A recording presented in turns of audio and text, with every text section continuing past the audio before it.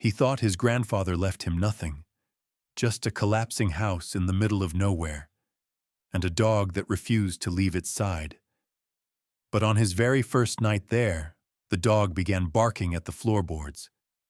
Something hidden, something alive in the silence. When he lifted that wooden plank, he didn't find dust or rot.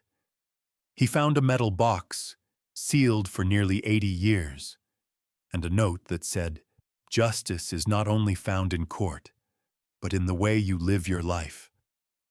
That message led him into the darkness beneath the kitchen, to a secret tunnel his grandfather built during the war. Down there waited old files, hidden names, and the truth that could bring down one of the most powerful companies in the country. Some called it coincidence. He called it a miracle.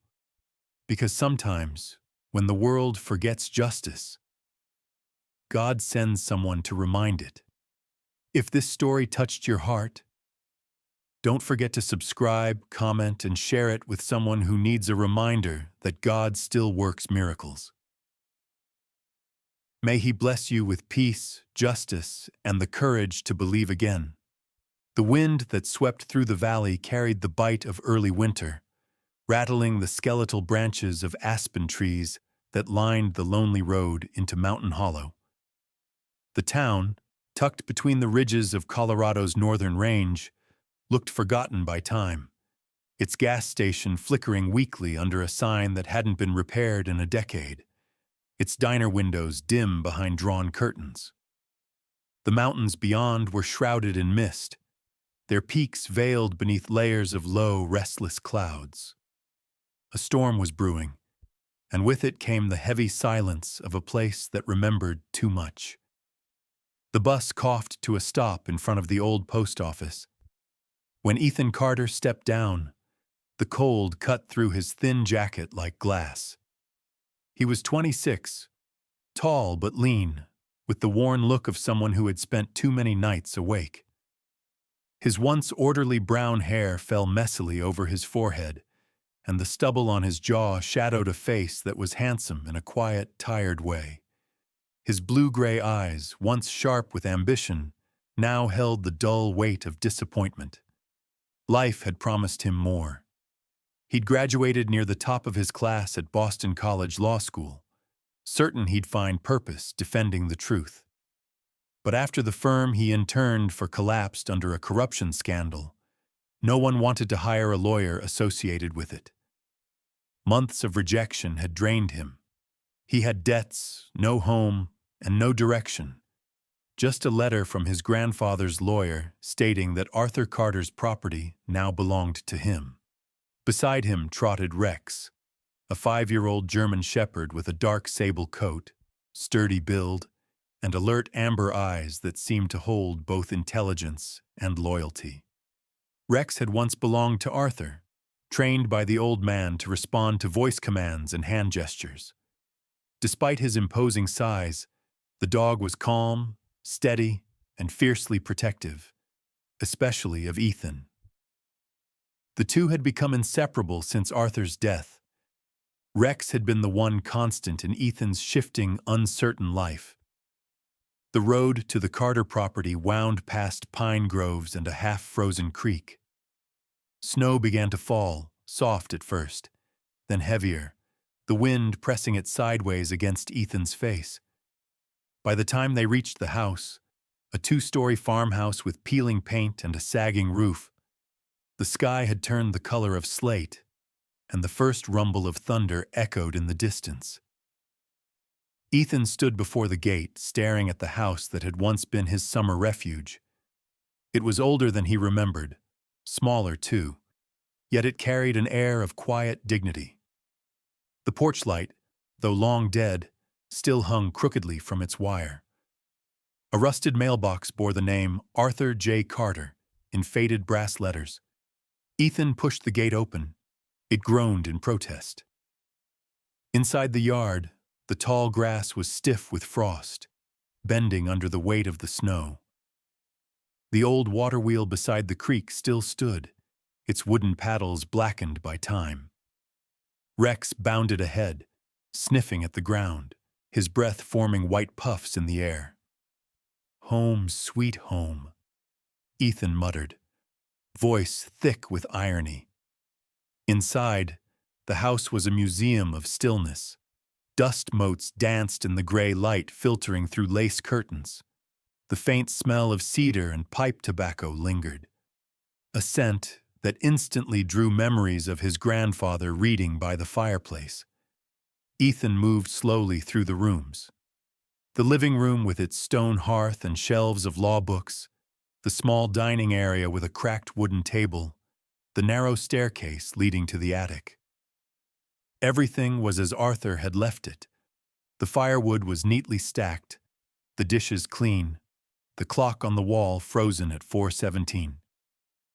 He lit a few candles he found in a drawer and started a fire in the hearth. The crackling of wood filled the silence.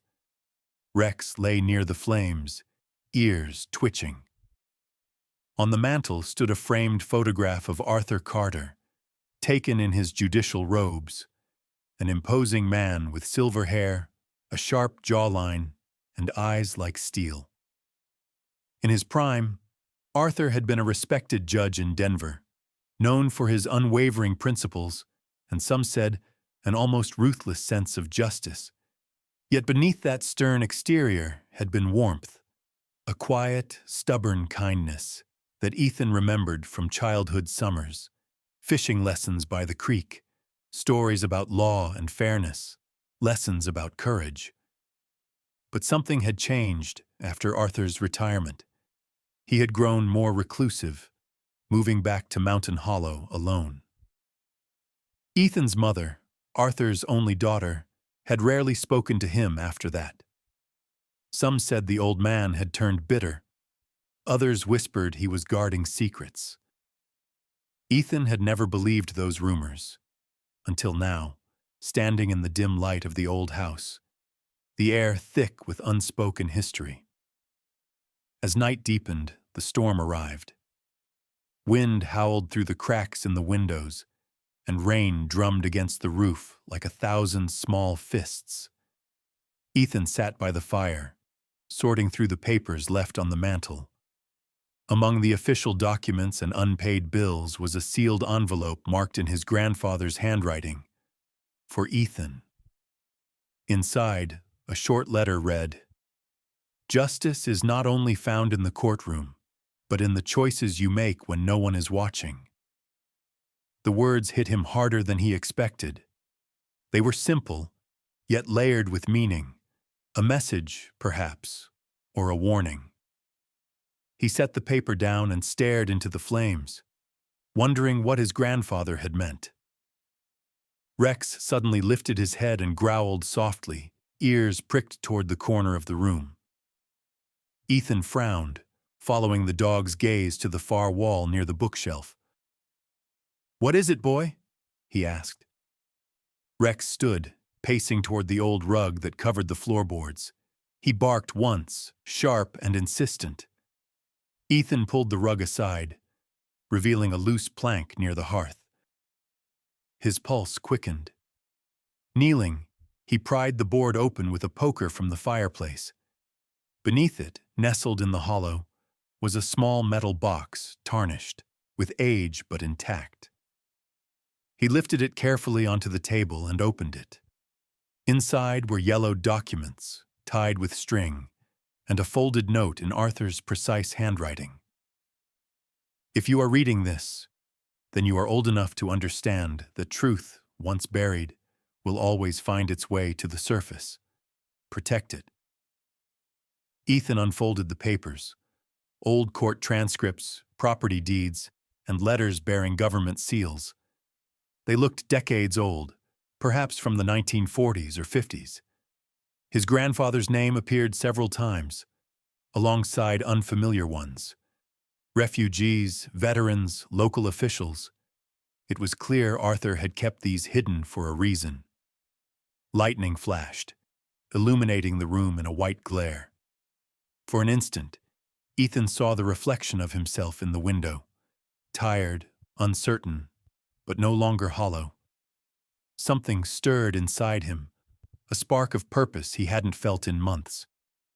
He glanced at Rex, who sat alert beside him, tail thumping once against the floor. "Looks like the old man left us more than a house," he whispered. Outside, the storm began to ease. The fire crackled warmly, shadows flickering across the worn walls of the Carter home. Ethan closed the box gently, his thoughts spinning. For the first time since he'd arrived, the house no longer felt empty. It felt alive, watching him, waiting. Whatever secrets his grandfather had buried here, they were his to uncover now. And somewhere in the whisper of the dying wind, he thought he could almost hear Arthur's voice again. Justice is not only found in the courtroom, but in the way you choose to live. The morning came gray and restless, the kind of mountain dawn that carried the smell of rain before the first drop fell. Ethan woke to the sound of wind pushing against the windows, the house groaning under the pressure like an old ship at sea.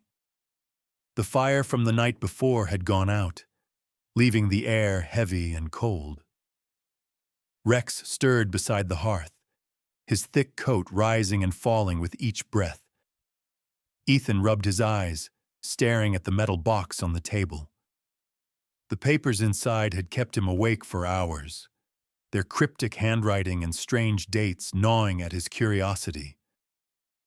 Somewhere between the yellowed pages, he'd found a reference to a ledger and safe passage, words that didn't belong to a quiet judge in a mountain town. He poured himself a cup of bitter coffee from the dented pot left on the stove, its taste metallic but warm enough to push back the chill. Outside, rain had started to fall in earnest, drumming against the porch roof and turning the yard into a wash of silver. The old water wheel creaked in the wind. Ethan stared at it, thinking of his grandfather's message about truth, justice, and choices, and wondered what a man like Arthur Carter might have been hiding from the world. Rex barked once, tail flicking toward the hallway that led to the study. Ethan followed, stepping carefully over creaking boards until he reached the room. The study smelled of dust and cedar oil, the air thick with the ghost of tobacco smoke. The shelves along the walls were crowded with law books, many bound in cracked leather. Behind the desk, a single window overlooked the gray forest. The dog pawed at the lower shelf, whining softly. Ethan crouched down and ran his fingers along the back panel. A faint outline, barely visible, traced the shape of a hidden compartment. He pushed gently. Something clicked. The panel shifted open, revealing a small, leather-bound journal tied with a black ribbon. The cover was worn smooth with age, but the initials AJC, Arthur James Carter, were still visible, etched faintly in gold. Ethan carried it to the desk and opened it. The handwriting was neat, slanted, deliberate. The first entries were dated 1943. "Another train tonight. We'll take them through the southern pass at dawn. The tunnels must remain hidden." Ethan frowned. Tunnels? Trains? His grandfather had been a judge, not a soldier. As he read further, the words darkened. Arthur wrote of men and women arriving under false names, of forged documents and whispered codes. He mentioned places: Warsaw, Lyon, Hamburg, and dates that matched the final years of World War II. The old man hadn't just practiced law, he'd worked in secrecy, part of a network that helped European refugees escape through American trade routes, settling them quietly in small towns like Mountain Hollow. Rain lashed harder against the windows. A sudden thunderclap made Rex flinch. Ethan turned another page. The ink had bled slightly from moisture, but the message was clear.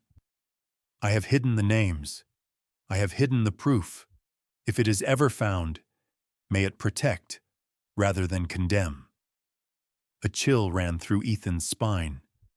Proof. Hidden. Could that be what the documents in the metal box were connected to? The sound of tires crunching gravel broke his thoughts. Rex's ears pricked up. Ethan glanced out the window. A pickup truck was pulling up the drive, a dull red Ford coated in mud.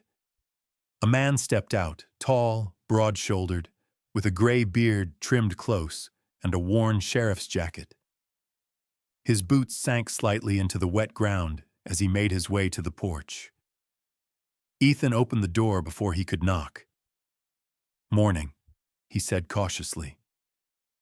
The man removed his hat, rainwater dripping from its brim. "Morning. You must be Arthur's grandson."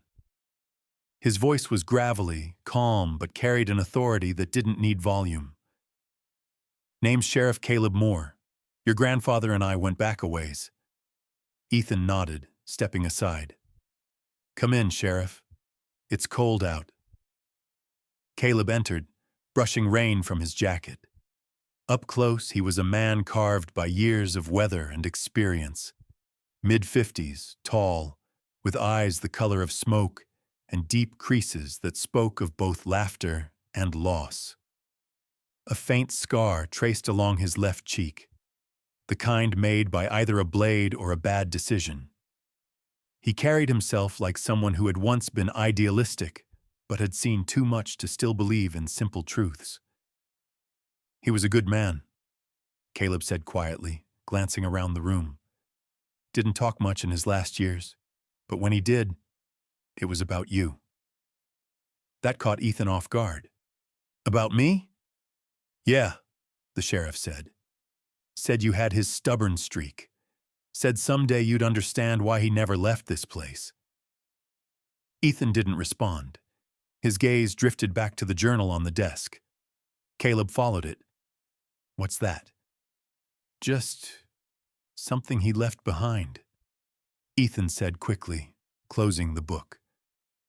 The sheriff didn't press, but gave him a knowing look, the kind that said he'd learned not to ask questions he didn't need answers to. "I came by to check on the property," Caleb said instead. "Some developers still sniffing around, thinking the land's up for grabs now that Arthur's gone. You planning to sell?" Ethan hesitated.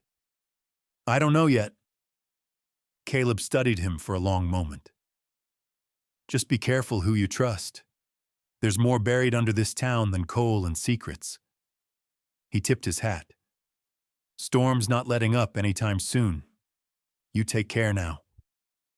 Then he left, his truck's headlights fading into the rain. The house grew quiet again, save for the rhythmic patter of rain on the roof. Ethan sat back at the desk, opening the journal once more. A page near the back had been marked with a pressed leaf.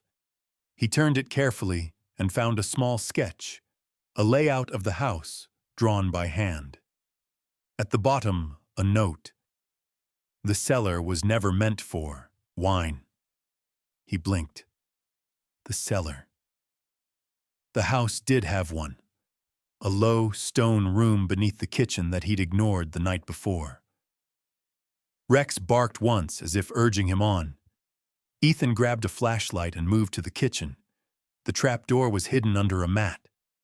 He pulled it open, and a wave of cold, earthy air rushed up. The smell of damp stone filled his lungs. The stairs creaked as he descended. Rex followed close behind, his claws tapping softly on the steps. The beam of the flashlight revealed rows of dusty shelves and old bottles covered in cobwebs, but something about the far wall looked off. Too smooth, too uniform. Ethan pressed his hand against the stone. It shifted slightly under his palm. He pushed harder, and a slab of masonry swung open like a door. Behind it lay a narrow passage, the air colder still. At the end of the short tunnel, resting on a table of rotted wood, was a rolled parchment tied with a red ribbon and a bronze key, its handle engraved with the initials AC. Ethan unrolled the parchment. It was a map, a hand-drawn chart of the valley and surrounding hills, marked with strange symbols and the words, "Safe Passage, 1944." His breath caught. This wasn't just family history. It was evidence, proof of something far greater than his grandfather's legacy. As he stood there, the lantern light flickering across the walls, Rex pressed close to his leg, tail still but body tense. The storm raged outside, but within the cellar, another kind of storm had begun, one that had waited decades to be uncovered. By the following week, the storms had cleared, leaving behind a brittle calm that felt more uneasy than peaceful. The snow on the ridge had begun to melt, and the creek behind the house gurgled with cold, impatient water.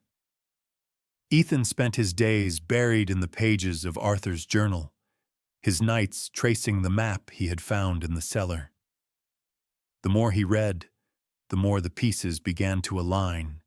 Names, locations, dates, all pointing toward a network of refugees smuggled through hidden tunnels beneath the property. But one entry stood out above the rest. The land is the safeguard. If they come for it, the law itself must hold them back.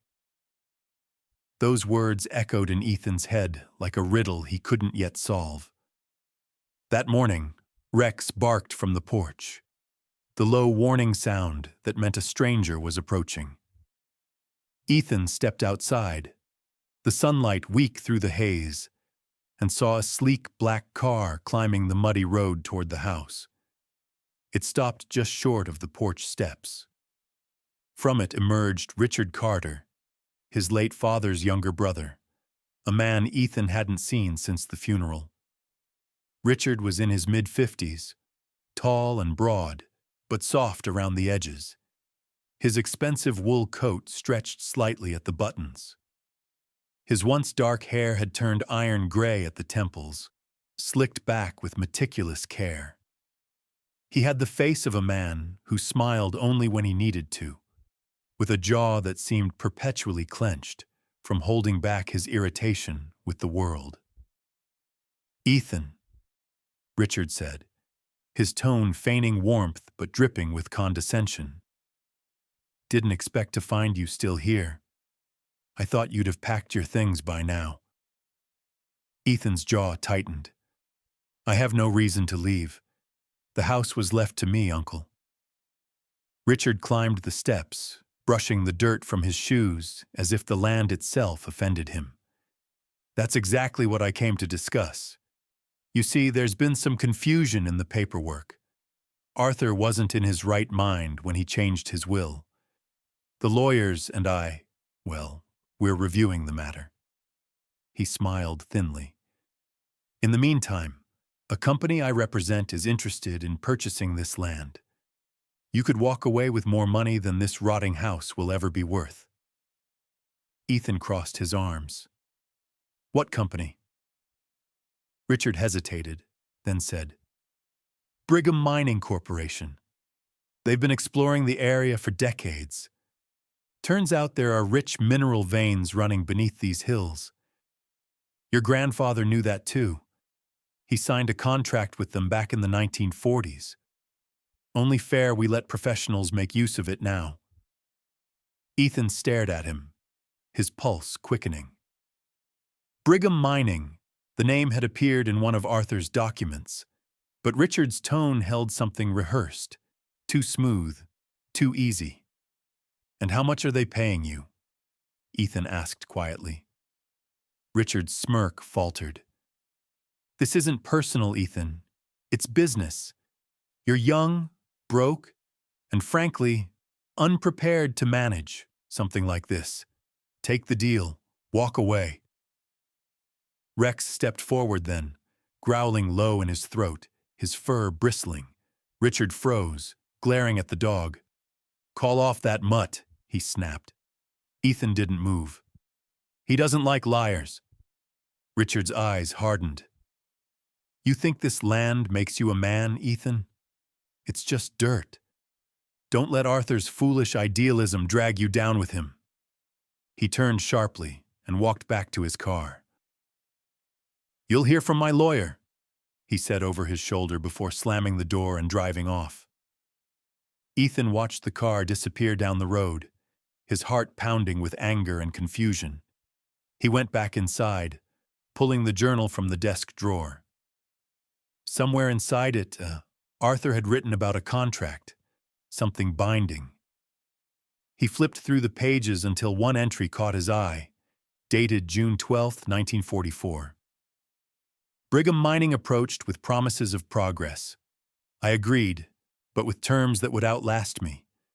If they fail to act in time, the land reverts. Penalty compounded each decade of neglect. Ethan's mind raced. A penalty clause. One that could be worth a fortune after 80 years. He rummaged through the files in the metal box and found a faded document titled Brigham Mining Lease Agreement. The signature at the bottom belonged to Arthur J. Carter. The contract stated that if Brigham failed to begin extraction within 10 years of signing, they would owe damages, at 5% interest compounded annually.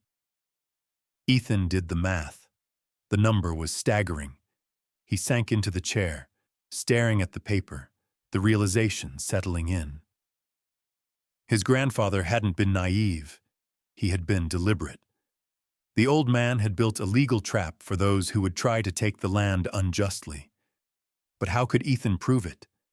He had no money, no attorney, and no one in town he could trust, except maybe Sheriff Caleb.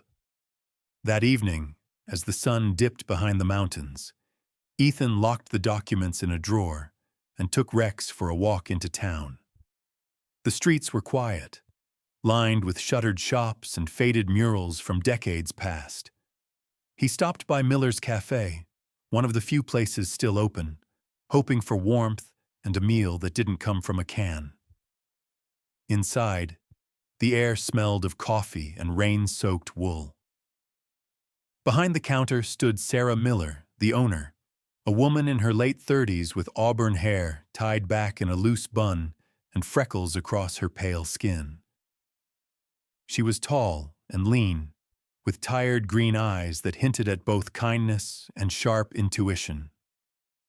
Her late husband had died in a mining accident years ago, and since then, she had run the cafe alone, serving locals and drifters alike with quiet strength. "Ethan Carter," she said, recognizing him immediately. "Haven't seen you here in years. Coffee's still bad, but it's hot." He smiled faintly. "That's exactly what I need." She poured a cup and slid it across the counter. "Heard your uncle's been snooping around. Folks say Brigham Mining's trying to buy half the town again." "Yeah," Ethan muttered. "They're after my land, too." Sarah frowned. "Be careful. They don't take no for an answer. My husband used to work for them before." Her voice trailed off and she looked away. "They bury more than ore, Ethan." He nodded. "I think my grandfather left me something that can stop them. I just don't know how yet." Before she could reply, the cafe door swung open. Sheriff Caleb stepped in, shaking the rain from his hat. "Evening," he greeted, his gaze shifting between them. He ordered coffee, then turned to Ethan. "Heard Richard Carter's back in town. Word travels fast here." Ethan handed him the mining contract. Caleb read it, his brow furrowing. "If this is legit," he said slowly, "you might just have Brigham by the throat, but they've got lawyers stacked higher than the courthouse roof. You'll need proof this contract was never voided." "I'll find it," Ethan said firmly. Caleb gave a nod of respect. "Then you better do it fast, because men like Richard don't wait. They take." As the sheriff left, Sarah placed a hand on Ethan's arm. "Your grandfather believed in you. Don't let them turn this place into another scar on the mountain." That night, back at the house, Ethan placed the journal and contract side by side on the desk. The pieces were aligning: the map, the tunnels, the contract. Arthur had left him everything he needed. It wasn't just inheritance. It was a test of courage, of conviction. And for the first time in a long while, Ethan felt something burn inside him again, the will to fight. The following night brought a cold silence that felt almost watchful. The snow had returned, dusting the peaks in silver light, and the wind outside the Carter farmhouse whispered like a restless ghost moving through the pines. Ethan hadn't slept. He sat at the kitchen table, the old journal open beside a stack of papers and the mining contract spread out under the lamp. The ink had faded, but the numbers were clear enough. Compound penalties over nearly 80 years. It could destroy Brigham Mining if proven valid. Yet the question that haunted him was simple. How could he prove it? The last page of the journal, a cryptic sketch of the house, kept drawing his eyes back. The cellar. There was more down there. Something Arthur had built and hidden for this very moment. Rex lay nearby, his dark fur rising and falling with each breath. He stirred suddenly, ears twitching, and lifted his head toward the kitchen wall. A low growl rumbled in his throat. Ethan frowned. "What is it, boy?" The dog rose and padded toward the pantry, nose pressed against the floorboards. He scratched once, then again, and barked. A short, sharp sound that echoed like a warning. Ethan knelt, running his hand along the floor. The boards were slightly uneven. With a screwdriver from the drawer, he pried one loose.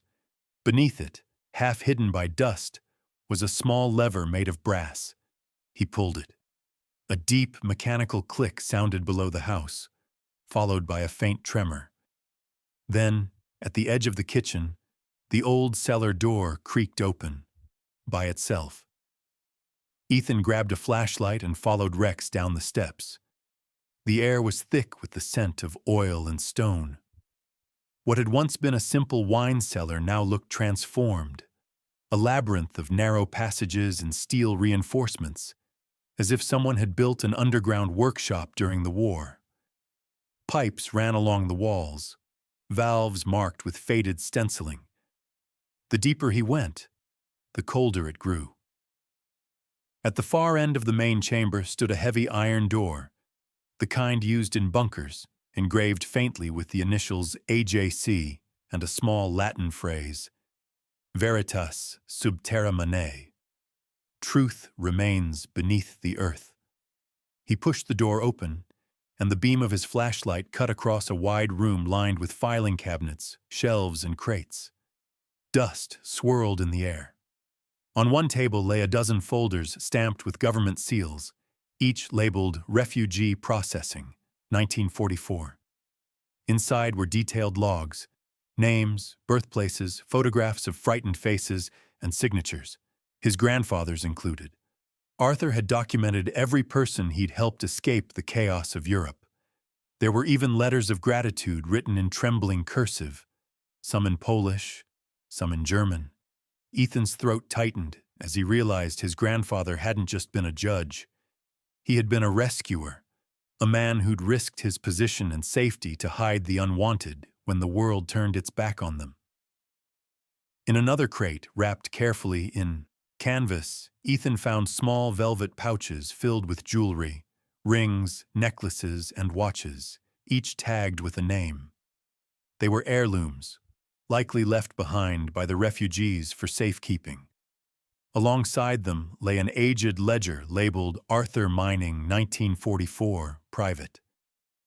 The handwriting was meticulous, the ink faded but still legible. It contained copies of letters between Arthur and Brigham Mining's founders, correspondence confirming the agreement Ethan had uncovered upstairs. But there was something else, a final addendum written in Arthur's hand, dated 1946. They have failed to honor their word. The clause remains active. May this record defend whoever inherits my burden. Ethan's pulse quickened. This was the missing link, the proof of breach and intent. He pulled out his phone and began recording everything. The journals, the contracts, the seals, every detail in sight. Rex stayed close, tail wagging slightly, but eyes fixed toward the tunnel entrance. Something in the dog's posture shifted, alert, uneasy. Ethan paused the recording. "What's wrong?" he whispered. A sound echoed faintly through the tunnels, boots on stone growing closer. Then a voice. "Ethan! You've made this harder than it needed to be." It was Richard Carter, his tone laced with false calm. He stepped into the beam of light, wearing a heavy coat and a smirk that didn't reach his eyes. Two men followed him, Brigham mining contractors, both in dark uniforms, their faces half hidden by scarves. One carried a crowbar, the other a flashlight. Ethan's stomach tightened. "How did you find this place?" Richard chuckled. "You think I didn't know Arthur's secrets? He might have trusted you with the house, but he trusted me with the company he kept. That map you've been flashing around town, Brigham's lawyers saw it before you did. They'll pay handsomely for those papers." Ethan held up his phone. "It's too late, Richard. I've recorded everything. If anything happens to me, it all goes online." Richard's smirk faltered. "You really think anyone will believe the ramblings of an old man's journal? These documents are worthless without verification." He gestured to the contractors. "Take them." Before they could move, Rex lunged. The German shepherd struck with lightning speed, teeth bared, forcing one man back into a shelf. Metal clattered to the floor. The other swung the crowbar, narrowly missing Ethan's head. Ethan ducked and shoved him against the wall, adrenaline surging. The flashlight flickered wildly, casting chaos across the room. Richard shouted, "Stop it! Don't hurt the dog!" But his voice cracked, revealing panic. Rex growled, holding his ground between Ethan and the intruders. Ethan seized the moment. He grabbed the ledger, the original contract, and sprinted toward the tunnel. Rex followed, close on his heels. Behind them, Richard cursed, his footsteps echoing as he gave chase. The storm outside had resumed by the time Ethan burst from the cellar door. Snow and sleet pelted his face. He didn't stop running until he reached his truck by the main road. Breathless, he threw the documents on the seat, started the engine, and sped toward town. Rex sat beside him, panting, his fur dusted with snow, but his eyes bright with alertness. By the time they reached the county courthouse, the building's lights were still on. Thankfully, Sheriff Caleb Moore was inside, working late. The sheriff looked up as Ethan stormed in, wet, shaking, clutching the ledger like a lifeline. "They came for me," Ethan gasped. "Richard, Brigham, they know everything. But I've got proof." Caleb took the ledger carefully, scanning its pages. His eyes widened. "Good God," he muttered. "This isn't just proof. It's a full confession of breach. Ethan, this could destroy them." Ethan nodded, his breath steadying. "Then let's make sure it does." Outside, the storm raged over Mountain Hollow, but inside the courthouse, under the dim yellow lights, history was finally coming to the surface. Truth, long buried, clawing its way back into the light. The courthouse of Mountain Hollow had never seen such a crowd. From the steps outside to the narrow wooden benches within, the townsfolk gathered in nervous anticipation. Some came out of loyalty to Arthur Carter's memory, others out of curiosity, drawn by the rumor that a forgotten mining contract from 1944 might topple one of Colorado's oldest corporations. Snowflakes drifted lazily past the tall windows, melting on the warm glass as the buzz of whispered conversations filled the air. The oak-paneled chamber smelled faintly of varnish and history, and the gavel of Judge Miriam Graves lay ready atop the bench, polished to a gleam. Judge Graves herself was a woman in her early 60s, tall and thin with sharp cheekbones and hair the color of silver frost. Her posture was immaculate, her gaze level and unflinching. Decades of service had hardened her into a figure of quiet command. There was a kindness buried somewhere in her, but few ever saw it. Rumor had it she'd lost her husband, also a judge, 20 years ago in a drunk driving accident caused by a corrupt lawyer she later sentenced. Since then, she'd become fiercely intolerant of deceit and manipulation, a woman whose respect could only be earned through absolute honesty. At the plaintiff's table sat Ethan Carter, looking more composed than he felt. He wore a simple gray suit borrowed from Sheriff Caleb, slightly loose at the shoulders but pressed clean. Rex lay quietly at his feet, allowed in the courtroom only after the judge's reluctant approval. The German shepherd's intelligent eyes watched every movement, tail curled around his paws. Across from Ethan sat Richard Carter, wearing a tailored navy suit that looked almost too expensive for his conscience. Beside him, two corporate lawyers from Brigham Mining whispered furiously, their briefcases filled with papers meant to bury Ethan under the weight of procedure and intimidation. The proceedings began at 9 sharp. Judge Graves's gavel struck once. This court is now in session. Her voice carried authority like a blade through the murmur. Carter vs. Brigham Mining Corporation. Claims of breach of contract and fraudulent interference. Mr. Carter, you may proceed. Ethan rose, his palms sweating. For a moment the room spun with nerves. Then his gaze fell upon Rex, steady, unafraid, and he felt the world center again. He began calmly, Your Honor, my grandfather Arthur James Carter entered a legally binding agreement with Brigham Mining in 1944. The company promised to begin mineral extraction within 10 years, or face penalty under Clause 9, 5% interest compounded annually. They never acted. Instead, they concealed the contract and attempted to seize this land decades later. I have with me the original signed documents, the correspondence verifying intent, and video evidence recorded in the sealed cellar built by my grandfather himself.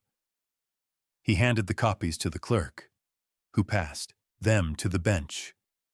Judge Graves adjusted her glasses, studying the faded pages. Authenticity verified? She asked. A voice rose from the audience. Dr. Alan Wexler, a local historian from the University of Colorado. A thin man with wiry hair, half-moon spectacles, and the restless hands of an academic, he nodded earnestly. Yes, Your Honor.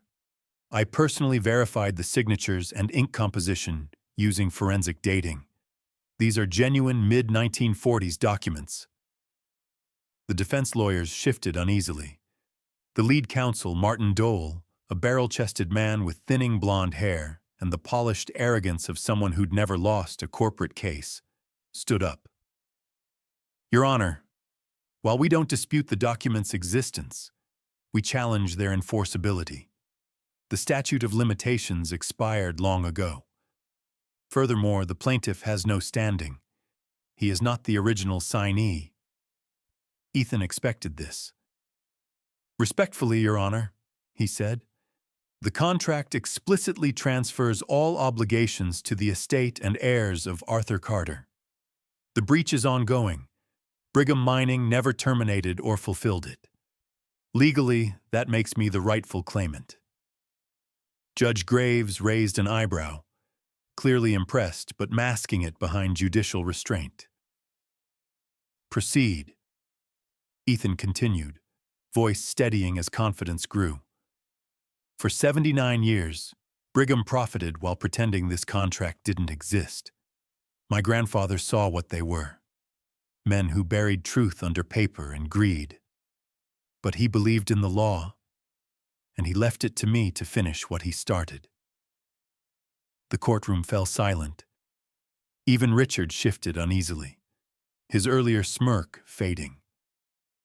The defense fired back with arguments of jurisdiction, inflation, and procedural technicalities.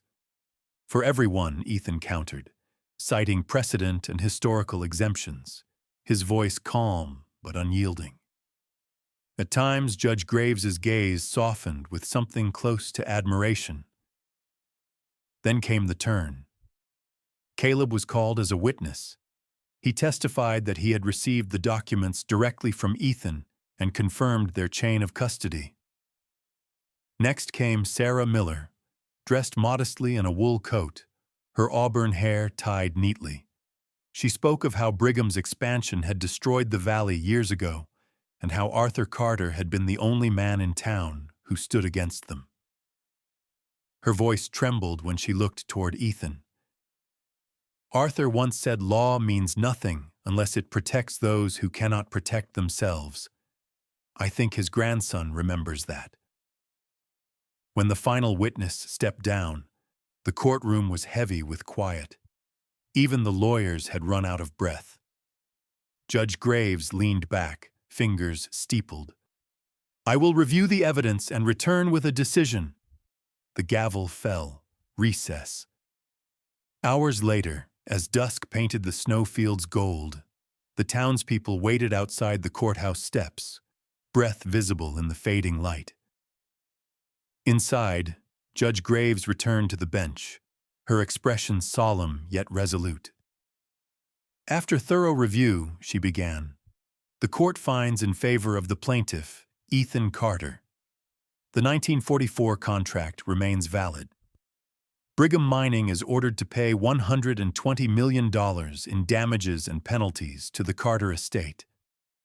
Furthermore, any claim to the land is permanently void. A collective gasp filled the room. Ethan sat frozen, disbelieving. Richard slumped back, face pale. The Brigham attorneys whispered curses under their breath. Judge Graves struck her gavel once more. Justice delayed, she said softly, is not always justice denied. Outside, the news spread through town like wildfire. Ethan declined every reporter's question, every offer of interviews. Money had never been the point.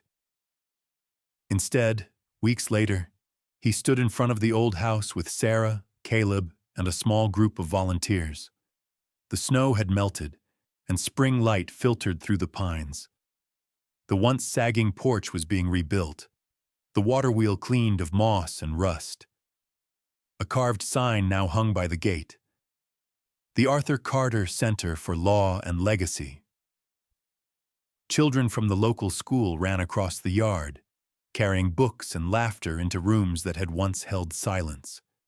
In one corner, an exhibit displayed Arthur's journal, the mining contract, and photographs of the refugees he had helped.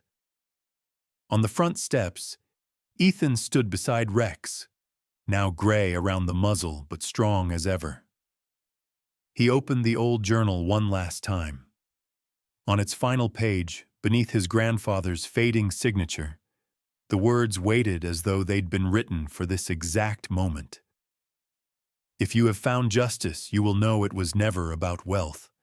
It was about the courage to choose what is right. Ethan closed the book and looked out across the valley. The water wheel turned slowly, the sun setting in amber light. Rex lay beside him, tail flicking lazily, content. The house no longer felt haunted. It felt alive again. The legacy of Arthur Carter had not ended. It had simply waited for the right heart to awaken it. Sometimes, justice doesn't arrive in a courtroom. It arrives quietly, through the hands of those who refuse to give up on what's right.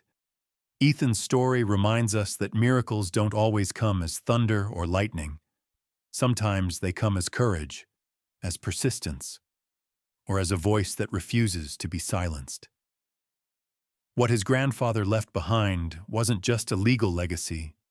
It was a message from heaven itself, that truth, once buried, will always find its way to the light.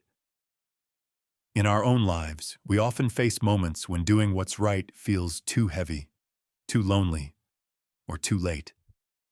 But remember this: God never forgets those who stand for justice, kindness, and truth. The miracles we pray for are already on their way, through small choices, through unseen grace, through faith that endures. If this story touched your heart, let it remind you that even in the darkest places, God plants seeds of redemption. Sometimes it takes courage, sometimes time, but always faith. May the Lord bless everyone watching this video. May He give you strength to stand for what's right, compassion to heal where the world has hurt you, and peace to believe that miracles still happen every single day.